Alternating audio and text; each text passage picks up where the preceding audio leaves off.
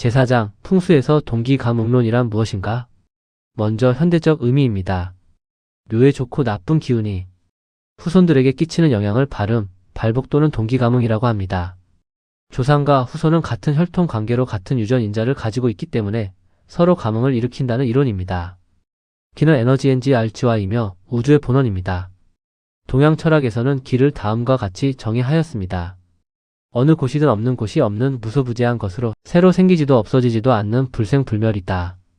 시작도 끝도 없는 무시무종의 존재로 불변형질이다. 라고 하였습니다.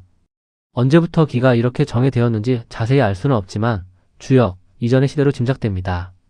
대략 5000년 전 이상으로 보는 것이 일반적입니다. 그런데 이러한 정의는 17세기 영국의 물리학자 뉴턴의 에너지 불변의 법칙과 일치합니다. 뉴턴의 에너지 불변 법칙이 발표된 지는 약 300년 정도에 지나지 않았습니다. 이에 비하면 동양의 선진적인 우주관에 감탄하지 않을 수 없습니다. 동양 철학하면 신비적이고 주술적이며 심지어 미신적이라고 생각해온 사람들도 이제 기의 정의에 반박하지 못합니다. 현대 물리학과 비추어 보면 그 정의가 같기 때문입니다. 존재하는 모든 사물은 존재를 위한 에너지 기를 가지고 있으며 각자 고유한 파장을 가지고 서로 반응하려는 작용을 합니다. 작용 전이나 작용 후 에너지의 양은 변함이 없습니다. 이를 에너지 불변의 법칙 또는 질량 불변의 법칙이라고 합니다. 결국 기의 정의는 같습니다. 1800년대 영국의 물리학자인 존 달톤 돌턴은 근대 원자설의 기원에 두드러진 업적을 남겼습니다. 오늘날까지 과학 분야 전체에 있어서 가장 빛나는 성과를 거둔 일로 평가되고 있습니다. 존 달톤은 원자의 물리적인 증명과 함께 화학적인 증거를 제시하였습니다. 그의 원자설은 관찰이나 측정에서 비롯된 것이 아니고 정량적인 데이터에 기초를 두고 있습니다. 1808년에 발표한 그의 원자설을 요약하면 다음과 같습니다. 첫째, 세상에 존재하는 모든 원소는 원자의 텀이라고 하는 더 이상 쪼갤 수 없는 작은 입자로 되어 있습니다. 둘째, 같은 종류의 원소의 원자는 성질과 질량이 모두 같고 종류가 다른 원자는 성질과 질량이 서로 다릅니다. 셋째, 화학 변화는 원자가 결합하거나 떨어질 뿐이고 원자 자체는 새로 만들어지거나 없어지지 않습니다. 넷째, 원자의 구조는 원자 핵어타믹 MuCl2US가 원자핵 주위를 둘러싸고 있는 1개에서 103개까지의 양성자인 양이온과 중성자인 음이온으로 되어 있습니다. 다섯째, 물질의 원자 번호는 같으나 질량수가 다른 핵종 MuCl(ID를) 동위원소 아이소토프라 하며 화학적 성질이 다릅니다. 위의 이론과 동양의 기를 비교해보면 의미가 모두 같다는 것을 알 수 있습니다. 위 첫 번째에서 세상에 존재하는 모든 원소는 원자라고 하는 더 이상 쪼갤 수 없는 작은 입자로 되어 있다. 라는 언급은 우주의 본원은 기이며 이가 작용하여 만물을 형성한다는 말과 같습니다. 즉 기는 어느 곳이든 없는 곳이 없는 무소부재의 존재라는 뜻입니다. 위 두 번째에서 같은 종류의 원소의 원자는 성질과 질량이 모두 같고 종류가 다른 원자는 성질과 질량이 서로 다르다. 라는 언급은 조상 유골과 자손의 동기로서 유전자, 인자가 서로 같다는 뜻입니다. 여기서 유골은 원소이며 유전자는 질량입니다. 사람의 유골은 모두 같은 원소로 되어 있지만 같은 조상, 자손끼리 가뭉을 하는 것은 질량의 차이 때문입니다. 위 세 번째에서 화학 변화는 원자가 결합하거나 떨어질 뿐이고 원자 자체는 새로 만들어지거나 없어지지 않는다. 라는 언급은 기가 새로 생기지도 없어지지도 않는다는 불생불멸의 원칙과 일치합니다. 위 네 번째에서 원자의 구조는 원자핵과 원자핵 주위를 둘러싸고 있는 양성자인 양이온과 중성자인 음이온으로 되어 있다. 라는 언급은 기가 작용하여 만물을 형성하는 과정은 모든 것이 음양으로 나뉘고 합쳐서 음양오행의 법칙에 따라서 이루어진다는 뜻과 같습니다. 위 다섯 번째에서 물질의 원자 번호는 같으나 질량수가 다른 핵종을 동위원소라 하며 화학적 성질이 다르다.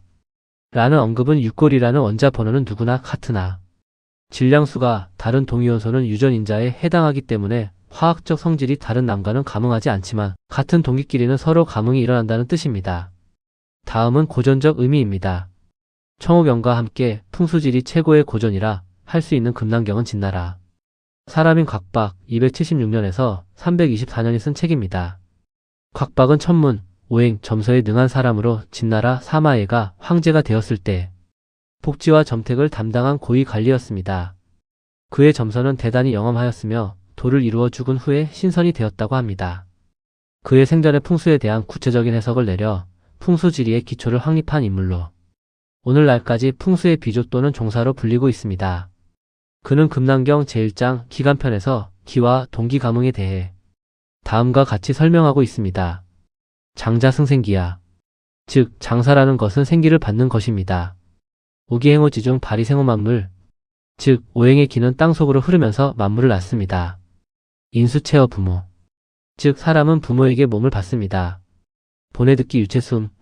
즉 부모의 육골이 기를 얻으면 자식의 음덕을 받습니다. 경활 기가 미운 기복급이느. 즉 병에 이르기를 기가 감응하면 귀복이 사람에게 미칩니다. 시 동산서붕 영종동응 마이너스. 그래서 구리 광산이 서쪽에서 붕괴하자 영험한 종이 동쪽에서 응하여 울렸습니다. 이에 대해 당나라 사람 장설과 일행, 홍사 등이 각각 주석을 달았습니다. 그중 장설의 동기가뭉에 대한 이야기를 소개합니다.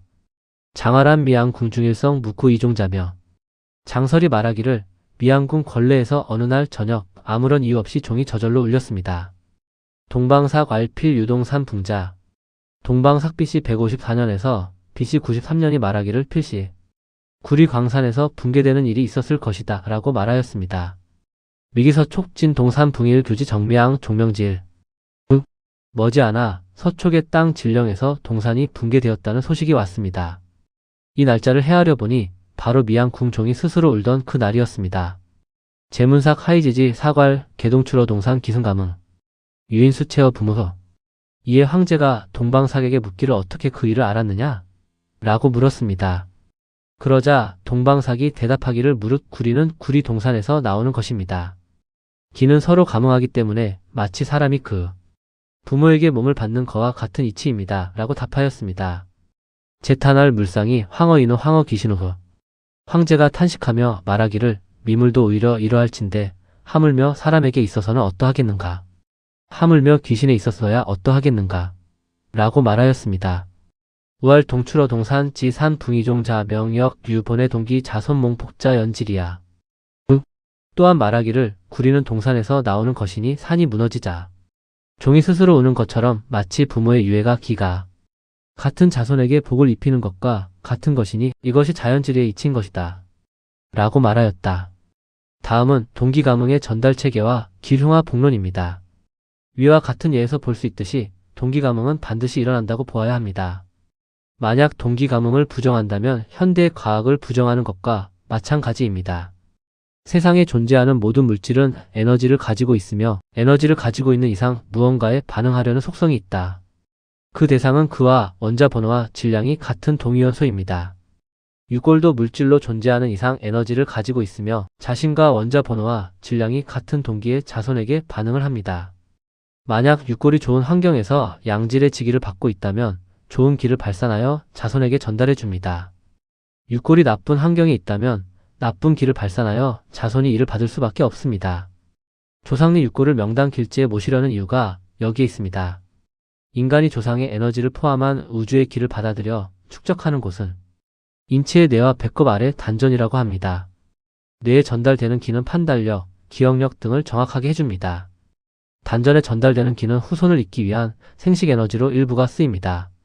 이를 제외한 나머지 장기들은 산소와 음식물의 순환 계통으로 보면 됩니다. 인체에 흡수한 기는 호르몬 상태로 뇌와 단전에 축적되는데 이들은 서로 유통되어 서로를 보완해주는 관계입니다. 예를 들어 머리를 많이 쓰는 학자의 경우 보통의 뇌에 있는 호르몬으로는 부족합니다. 그래서 단전에 있는 호르몬을 공급받아 보충하게 됩니다.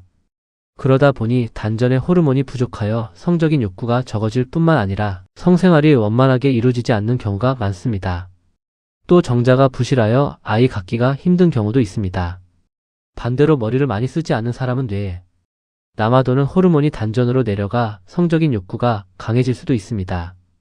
그러나 성생활을 과도하게 많이 하면 단전의 호르몬으로는 부족하므로 뇌에 있는 호르몬을 공급을 받습니다. 이때는 뇌의 상태가 정상적이지 못하므로 머리가 텅 빈 사람이 될 수 있습니다. 또 아이를 낳더라도 정신 박약아가 나올 수 있습니다. 그렇다면 조상 유골의 기는 구체적으로 어떻게 전달될까? 모든 에너지는 파장에 의해서 전달됩니다. 자연에는 음파, 광파, 라디오파, 전자기파 등 수없이 많은 파동이 있으며 이에 관련된 에너지를 파동에너지라 합니다. 파동 에너지의 특징은 에너지 전달이 끊임없고 규칙적인 운동에 의해서 전달된다는 점입니다. 그런데 파동을 전달하는 매체가 힘 F이 강하면 질량 M이 많아지고 속도비가 빨라진다. 즉 FMV라는 힘의 법칙이 성립합니다. 이로 미루어 보면 조상 육고리치기를 많이 받아 힘이 강해질수록 많은 양의 주변 정보를 가지고 빠르게 동기의 자손에게 전달된다고 할 수 있겠습니다. 예를 들어 사람의 목소리도 파장에 의해서 전달되는데 사람 개개인마다 독특한 목소리가 있다. 이는 파장의 동위원소가 각기 다르기 때문입니다. 그런데 목소리가 크고 말을 빠르게 하면 목소리가 작고 말을 느리게 하는 사람보다 파장에 실린 무게, 즉 질량 M이 크고 속도비가 빠릅니다. 기운 F이 넘치는 사람은 큰 소리로 많은 말을 빠르게 할 수 있지만 기운이 없는 사람은 목소리도 작고 느릴 뿐만 아니라 많은 말을 하기가 곤란합니다. 이와 마찬가지로 조상의 육고리치기가 강한 혈지에 안장되어 있으면 혈 주변의 사격과 물 등의 좋은 정보를 가득 담아 빠르게 후손에게 전달해 줍니다. 그러나 치기가 약한 비혈지의 경우는 불가능한 일입니다. 물체와 물체 사이에서는 서로 접촉하지 않고도 힘이 작용을 합니다. 이를 인력 또는 중력이라고 합니다. 인력은 질량을 가진 모든 물체들 사이에 작용하는 힘입니다. 그런데 질량이 큰 물체가 작은 물체의 인력을 흡수합니다. 즉 질량이 큰 중심점을 향하여 질량이 작은 것들이 일정한 축을 형성하면서 회전 운동을 합니다. 마치 지구, 화성 등이 질량이 큰 태양 주위를 회전하는 것과 같습니다. 혈은 기가 강하게 뭉쳐있는 곳으로 질량이 큰 핵입니다. 이 핵을 중심으로 주변 모든 상과 물의 기운이 모입니다. 혈은 그 기운을 흡수합니다.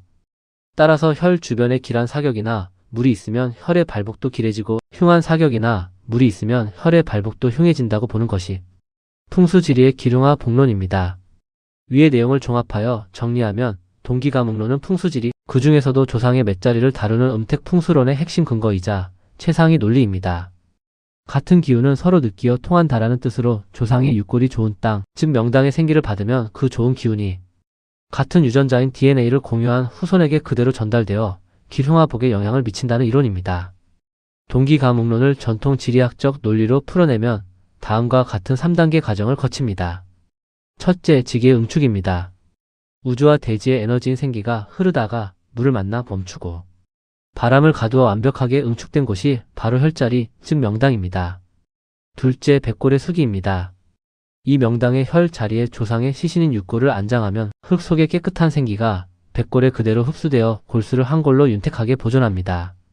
셋째, 파동과 주파수의 전달입니다. 육골에 가득 찬 좋은 에너지는 사방으로 발산됩니다. 이때 주파수가 같은 라디오 채널끼리만 소리가 통하듯 조상과 똑같은 기의 파동을 가진 친족 후손에게만 이 에너지가 무선 전파처럼 연결되어 감흥을 일으킵니다.